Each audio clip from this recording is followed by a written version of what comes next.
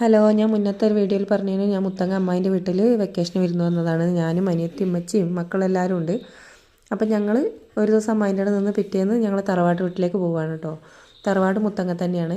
മുത്തങ്ങ നിന്ന് ടൗണിൽ നിന്ന് ഒരു 1.5 കിലോമീറ്റർ ഉള്ളിലേക്ക് പോകണം തറവാട്. അപ്പോൾ ഞങ്ങൾ ഒരു വീടിൻ്റെ മുറ്റത്ത് കൂടെ അങ്ങനെ ഷോട്ട് വയലിലേക്ക് ചാടി പോകാനാണ് പ്ലാൻ ചെയ്തത്. റോട്ടിൽ കൂടെ പോവാം. നമുക്ക് ഇവിടുന്ന് ടൗണിൽ നിന്ന് ഓട്ടോറിക്ഷ വിളിച്ച് തറവാട്ടിലേക്ക് പോകാം കേട്ടോ. ടൗൺ വരെ ബസ്സുള്ളൂ, അവിടെ നിന്ന് നമ്മൾ ഓട്ടോറിക്ഷ വിളിച്ച് പോകണം. അപ്പോൾ നമ്മൾ വിചാരിച്ച് ഓട്ടോറിക്ഷ വിളിച്ച് വേഗം എത്തി. നമ്മൾ ഇനി തറവാട്ടിലേക്ക് വരില്ല, കാരണം തറവാട്ടിലുള്ളവർ ഇവിടുന്ന് ടൗണിലേക്ക് താമസം പറയുന്നത് ബത്തേരിയിലേക്ക്. അതുകൊണ്ട് ഇനി നമ്മൾ തറവാട്ടിലേക്ക് വരില്ല. അപ്പോൾ നമുക്ക് നടന്നു തന്നെ പോകാം, ചുറ്റുമുള്ള കാഴ്ചകളും എല്ലാം കണ്ട് നമുക്കങ്ങനെ പതുക്കെ നടന്നു പോകാമെന്നും പറഞ്ഞിട്ട് ഞങ്ങളങ്ങനെ നടന്നു പോവുകയാണ് കേട്ടോ.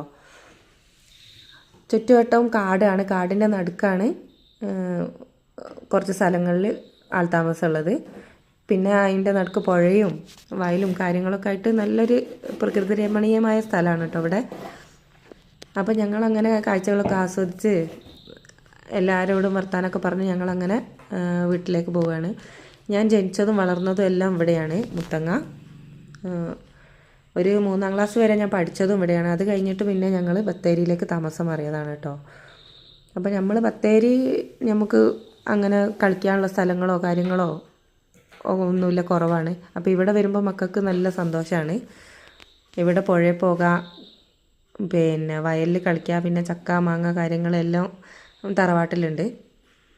പിന്നെ നമ്മളെ വീടിൻ്റെ ബാക്ക് സൈഡൊക്കെ കാടാണ്. അപ്പോൾ അങ്ങനെ ആ കാട് കാണാനും രാത്രിയായ ഇവിടെ ആനയൊക്കെ വരും കേട്ടോ. പകലൊന്നും അങ്ങനെ കാണാറില്ല. പകൽ മാന് കുരങ്ങ് അങ്ങനെയുള്ള ഇതിൻ്റെ ശല്യം ഉള്ളത് കൊണ്ട് കൃഷികളൊന്നും നമുക്ക് അങ്ങനെ ഇപ്പോൾ ചെയ്യാൻ പറ്റുന്നില്ല. അപ്പോൾ അധിക സ്ഥലം ഇങ്ങനെ വെറുതെ ഇട്ടിക്കുകയാണ്. പിന്നെ രാത്രിയായ ആന ശല്യമുണ്ട്. അതുകൊണ്ട് ഇവിടെ താമസവും നമുക്ക് ബാക്കിയുള്ള കാര്യങ്ങൾ വെച്ച് ബുദ്ധിമുട്ടാണ്. അപ്പോൾ സൗകര്യത്തിന് എളാപ്പയൊക്കെ ഇവിടുന്ന് താമസം മാറണം ടൗണിലേക്ക്. അപ്പോൾ ഞങ്ങൾ തറവാട് വീടും ഒന്നും കൂടി നമുക്കിവിടെ നിൽക്കാം, ഇനി തറവാട്ട് വീട്ടിലേക്കൊരു വരുത്തില്ലല്ലോ എന്ന് പറഞ്ഞിട്ട് ഞങ്ങളങ്ങനെ വന്നതാണ് കേട്ടോ. അടുത്ത വീഡിയോയിൽ ഞാൻ എൻ്റെ തറവാട് വീട് കാണിച്ചു തരുന്നുണ്ട്. ഏകദേശം ഒരു 60 വർഷത്തെ പഴക്കമൊക്കെ, 62 വർഷത്തൊക്കെ പഴക്കം ഈ വീടിനുണ്ടാവും. പക്ഷെ എൻ്റെ വല്യമ്മ അത്രയും ഭംഗിയിൽ കൊണ്ട് നടക്കുന്നതുകൊണ്ടാണ് ഈ വീടിന് ഒരു കേടുപാടും ഇല്ലാണ്ട് ഇപ്പോഴും നല്ല ഭംഗിയിൽ ഈ വീടുള്ളത് കേട്ടോ.